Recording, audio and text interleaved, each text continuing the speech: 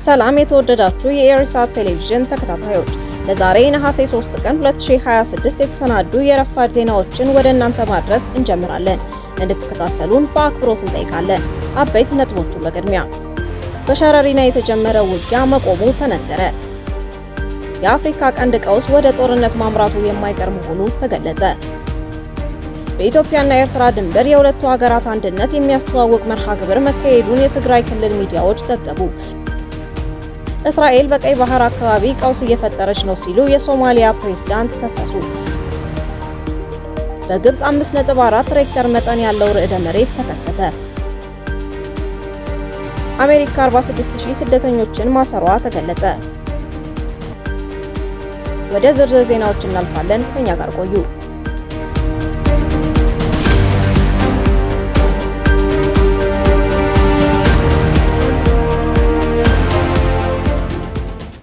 በሸረሪና የተጀመረው ውጊያ መቆሙ ተነገረ።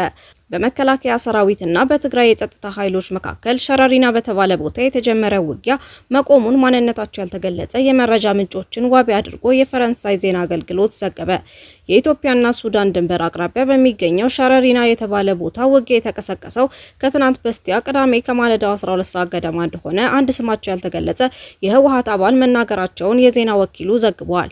በከባድ የጦር መሳሪያና በድሮን ጭምር የተደረገው ውጊያ ከ23 ሰዓታት ገደማ በኋላ እንደቆመ የፈረንሳይ ዜና አገልግሎት ወቢ ያደረጋቸው የመረጃ ምንጮች ተናግረዋል።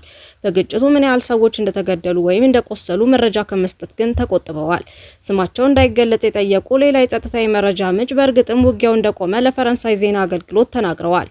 ይሁንና ከህወሓት በኩል የቀረበው መረጃ ትክክለኛ መሆኑን በገለልተኛ እንዳላረጋገጠ የፈረንሳይ ዜና አገልግሎት በዘገባው ጠቁሟል።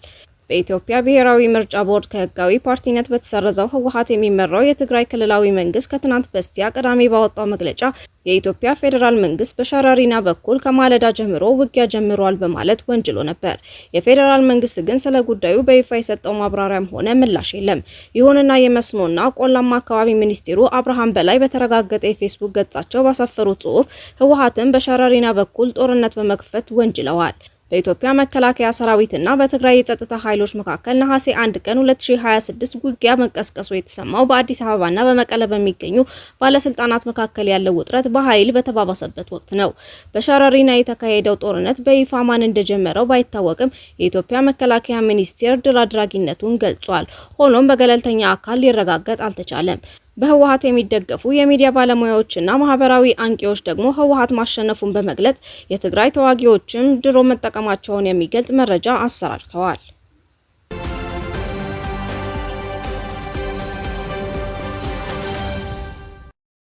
የአፍሪካ ቀንድ ቀውስ ወደ ጦርነት ማምራቱ የማይቀር መሆኑ ተገለጸ። በቅርቡ የአሜሪካ የልዑካን ቡድን በኤርትራና በካይሮ ከኤርትራ ባለስልጣናት ጋር ስብሰባ ማድረጉን እንዲሁም በአጠቃላይ የአፍሪካ ቀንድ ውጥረት ዙሪያ ከኤሪሳት ቴሌቪዥን ጋር ቆይታ ያደረገው ታጋይ አህመድ አልቀይሲ አሜሪካ ጥቅሟን ለማስከበር የምታደርገው እንቅስቃሴ መሆኑን ጠቅሷል። አሜሪካ በኤርትራ ውስጥ ስርዓታዊ ለውጥ እንዲመጣ ትፈልጋለች ያለው ታጋይ አህመድ አልቀይሲ ኢትዮጵያ የባህር በር እንድታገኝና የአሰብ ወደብ ተጠቃሚ እንድትሆን ማድረግ የዚች ሀገር ስትራቴጂካዊ ፍላጎት መሆኑን አስታውቋል። የሆርሙዝ የባህር ወሽመጥ መዘጋት በመላው ዓለም ቀውስ ማስከተሉን በመግለጽ ሳውዲ አረቢያ ወደ ሩሲያ ለምትልከው ነዳጅ ዋናው መንገዷ ባብ ኤል መንደብ በመሆኑ እነዚህ ሀገራት በቀይ ባህር ላይ ትኩረት ማድረግ መጀመራቸውን አብራርቷል። በግብጽና በኢትዮጵያ መካከል ያለው አለመግባባት የሀገሪቱን ተጠቃሚነት በማይጎዳ መልኩ መፍታት እንዳለበት በአሜሪካ በኩል በተደጋጋሚ የሚቀርብ ጥሪ መሆኑን ገልጿል። የወያኔና የሻዕቢያ ትስስር ከፍተኛ ደረጃ ላይ መድረሱን የገለጸው ታጋይ አህመድ አልቀይሲ በዚህ ቀጠና ያለው አጠቃላይ እንቅስቃሴ ወደ ጦርነት ማምራቱ የማይቀር መሆኑን ጠቁሟል። ከዚህ በመነሳት ይህ ጦርነት ሊቆም የሚችለው ለስልጣናቸው ብቻ የሚያስቡት የሻዕቢያና የወያኔ ስርዓቶች መወገድ ሲችሉ ብቻ መሆኑን አክሎ ገልጿል። ኢትዮጵያ ከቀዳማዊ ኃይለ ሥላሴ ጀምሮ ይዛው የመጣችውን ግዛት የማስፋፋት አስተሳሰብ ካላስወገደች አሁን የምናየው ሁኔታ ለዘላለም ሊቀጥል እንደሚችል ጠቅሷል። የኤርትራ ሕዝብ ለሀገሩ ሉዓላዊነት መስዋዕትነት የከፈለ ሕዝብ ነው ያለው ታጋዩ ለሀገሩ ጉዳይ ራሱ ባለቤት አለው በማለት የኢትዮጵያ ባለስልጣናትን ንግግር ተችቷል። በመጨረሻም ያለፈውን የሰውራ ትምህርት ቤት ታሪክ ያብራራ ሲሆን በአሁኑ ወቅት የህግደፍ ስርዓት የሰውራ ተማሪዎችን የስልጣኑ ተተኪዎችና የስርዓቱ መሳሪያ ለማድረግ እየሰራ መሆኑን ነገር ግን ከዚህ በመውጣት ለለውጥ መንቀሳቀስ እንዳለባቸው ያለውን ተስፋ ገልጿል። በአሁኑ ወቅት የሚታየው ከፍተኛ የተቃውሞ ጎራ መነሳሳት በዚህ መንገድ ከቀጠለ የዚህ ስርዓት ውድቀት በቅርብ እንደሚሆን በመግለጽ መልእክቱን አስተላልፈዋል።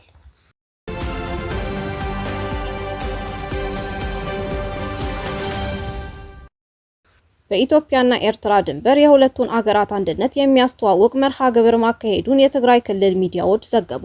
በህወሓት ቁጥጥር ስር የሚገኘው ትግራይ ክልል አስተዳደር ሚዲያዎች ዛሬ ባቀረቡት ዘገባ የሁለቱን ህዝቦች አንድነት የሚያስተዋውቅ መርሃ ግብር ተካሂዷል ብለዋል። እንደ ዘገባዎቹ መርሃ ግብሩ የተካሄደው በኢትዮጵያ ወሰን ትግራይ ክልል ውስጥ ነው።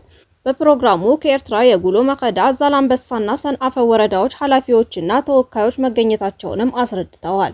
የጉሎ መከዳ ወረዳ ዋና አስተዳዳሪ አቶ ሐለፎን ባራኼ ባደረጉት ንግግር የኤርትራና የትግራይ ህዝብ በታሪክ በባህልና በማንነት ተመሳሳይ የሆነ አንድ ህዝብ ነው በማለት መናገራቸውን የጠቀሱት ዘገባዎቹ ሁለቱ ህዝቦች በጋራ እንዲሰሩ ጥሪ ማቅረባቸውን አስፍረዋል።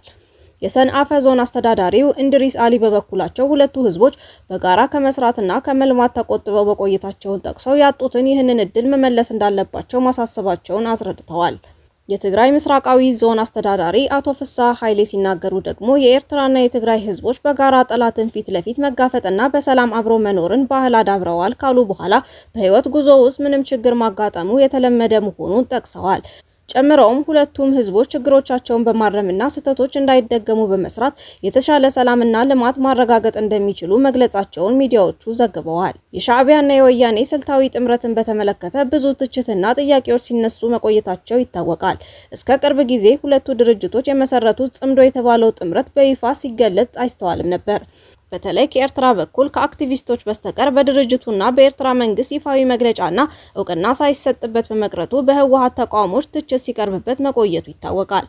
በብልጽግና የሚመራው የኢትዮጵያ መንግስትና አጋሮቹም ጽምዶ የተባለው የሁለቱ ድርጅቶች ጥምረት ራስ ምታት እንደሆነባቸው የማህበራዊ አንቂዎችና ተንታኞች መረጃዎች ያሳያሉ።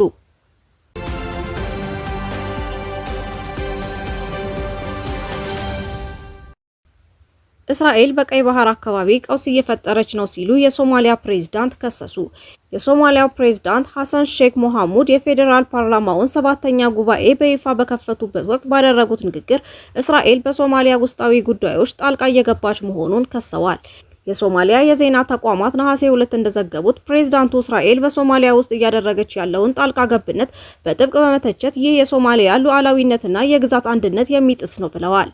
ፕሬዝዳንቱ በንግግራቸው እስራኤል በሶማሊያ ውስጣዊ ጉዳዮች ውስጥ የምታደርገው ጣልቃ ገብነት በአፍሪካ ቀንድና በቀይ ባህር አካባቢ እየታየ ካለው አለመረጋጋትና ቀውስ መካከል አንዱ ነው ብለዋል። እንዲሁም የሶማሊያን ሉዓላዊነትና የግዛት አንድነት ለማስጠበቅ እንዲሁም ማንኛውንም የውጭ ጣልቃ ገብነት ለመከላከል መንግስታቸው ቆርጦ እንደተነሳ ገልጸዋል። ፕሬዝዳንቱ በተጨማሪ ሶማሊያ የሚያጋጥሟትን የፖለቲካና የጸጥታ ችግሮች ለመፍታት የመንግስት ተቋማትን ማጠናከር፣ አስተዳደሩን ማሻሻልና ሀገራዊ ደህንነትን ለማስጠበቅ የሚደረጉ ጥረቶች እንደሚቀጥሉ አስገንዝበዋል። እንዲሁም እስራኤል ራሷን ነጻ መንግስት በማለት ለምትጠራው ሶማሊላንድ እውቅና መስጠቷን በጥብቅ ተችተዋል።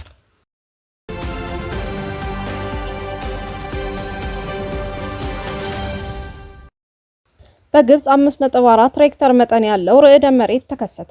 የጀርመን የጂኦ ሳይንስ ምርምር ማዕከል ባወጣው መረጃ መሰረት በግብጽ የ5.4 ሬክተር መጠን ያለው የመሬት መንቀጥቀጥ ተከስቷል።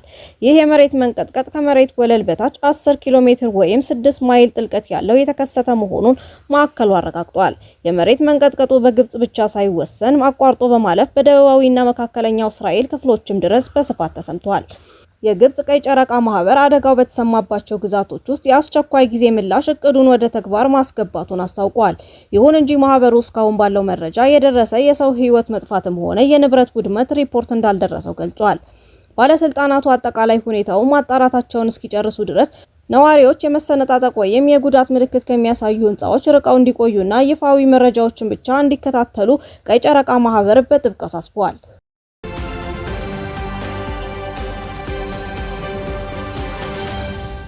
በመጨረሻም አሜሪካ 46000 ስደተኞች ማሰሯን ተገለጸ። በሁለተኛው የዶናልድ ትራምፕ የስልጣን ዘመን የአሜሪካ ኢሚግሬሽን እና ጉምሩክ አስከባሪ ኤጀንሲ ICE በሐምሌ ወር ብቻ ከ46000 በላይ ስደተኞችን በማሰር አዲስ ወርሃዊ ክብረ ወሰን አስመዝግቧል። CBS ኒውስ ያገኘው የውስጥ መረጃ እንደሚያሳየው ኤጀንሲው አፈሳውን አድማስ በማስፋት በአውሮፕላን ማረፊያዎች፣ የኢሚግሬሽን ቢሮዎችና በተለያዩ ማህበረሰቦች ውስጥ አጠናክሮ ቀጥሏል። ይህ የሐምሌ ወር አሃዝ በሰኔ ወር ተመዝግቦ የነበረውን የ43000 እስራት የሻረ ሲሆን በአሁኑ ወቅት በICE ማቆያ ማዕከላት ውስጥ የሚገኙ ታሳሪዎች ቁጥር 68000 ደርሷል። የሀገር ውስጥ ደህንነት ሚኒስቴር ማርክ ዌይን ሙሊን ተቋሙን ከተረከቡ ወዲህ ኤጀንሲው ከሚዲያ እይታ ርቆ በጸጥታ ነገር ግን እጅግ በተጠናከረ መልኩ የትራምፕን በታሪክ ትልቁን የሀገር ማስወጣት ቃል ኪዳን እያስፈጸመ ይገኛል። የኤጀንሲው ጠንካራ እርምጃዎች በአሜሪካ ውስጥ ከፍተኛ ውዝግቦችንና ሰብአዊ ስጋቶችን ማስነሳታቸውን ቀጥለዋል። በቅርቡ በቴክሳስና ሜን የትራፊክ ፍተሻ ወቅት 2 ስደተኞች በአይሲኢ አባላት መገደላቸውን ተከትሎ አፈሳው በጊዜያዊነት ተቋርጦ የነበረ ቢሆንም በፕሬዝዳንት ትራምፕ ቀጥተኛ ጣልቃ ገብነት በ24 ሰዓታት ውስጥ ዳግም እንዲጀመር ተደርጓል። ከዚህ በተጨማሪም ኤጀንሲው ከትራንስፖርት ደህንነት አስተዳደር TSA ጋር በመተባበር በአውሮፕላን ማረፊያዎች የሲቪል ልብስ በለበሱ አባላት የሚደረገው አፈሳ ተቃውሞና ቁጣን አስነስቷል። ሁኔታውን ይበልጥ አሳሳቢ ያደረገው ደግሞ አስተዳደሩ ከ300,000 በላይ የሚሆኑ የሄይቲ ስደተኞች የሰጠውን የጊዜያዊ የመኖሪያ ጥበቃ መብት TPS በመሰረዙ በርካታ ማህበረሰቦችን በከፍተኛ ፍርሃት ውስጥ መክተቱ ነው። የሀገር ውስጥ ደህንነት መምሪያውን በሰጠው መግለጫ ትራምፕ ዳግም ወደ ስልጣን ከመጡበት ጊዜ አንስቶ እስካሁን ከ985,000 በላይ ህገወጥ ስደተኞችን ከሀገር ማስወጣቱንና ከ1 ሚሊዮን በላይ የሚሆኑትን ደግሞ በቁጥጥር ስር መዋሉን ይፋ አድርጓል። ሚኒስቴሩ መንገዶች ላይ ያለው ሙቀት እየጨመረ ነው። ህግ አስከባሪዎቻችን ስራቸውን እንዲሰሩ ሙሉ ስልጣን ስለሰጠናቸው ከምን ጊዜውም በላይ ጠንክረን እየሰራን ነው ሲሉ እርምጃውን አጠናክረው እንደሚቀጥሉ አረጋግጠዋል። ውድ የኢሳት ቴሌቪዥን ተከታታዮች ለዛሬ የተሰናዱ የረፋድ ዜናዎቻችንን በዚሁ አበቃን። በሌላ የዜና ጥንቅር እስከምንገናኝ መልካሙን ሁሉ ተመኘን። ሰላም።